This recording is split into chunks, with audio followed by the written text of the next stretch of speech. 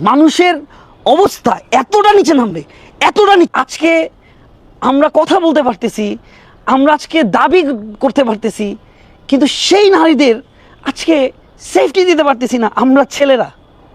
তাকে ভুল করে স্টেপ নিয়ে ফেলান, একদম ভুল করে ফেলান। আপনার ঘরে মা আছে না? আপনার ঘরে বোন আছে না?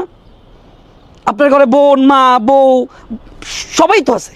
আমাদের একটা স্টেপ অনেক কিছু চেঞ্জ করতে পারে, সেটা আমার থেকে আপনারা ভালো জানেন। এখানে কথা বলতে গেলে চুপ করায় দেওয়া হয়, এখানে কথা বলতে গেলে মুখ আটকায় দেওয়া হয়, বাট ওই দিন আর নাই। I can speak now.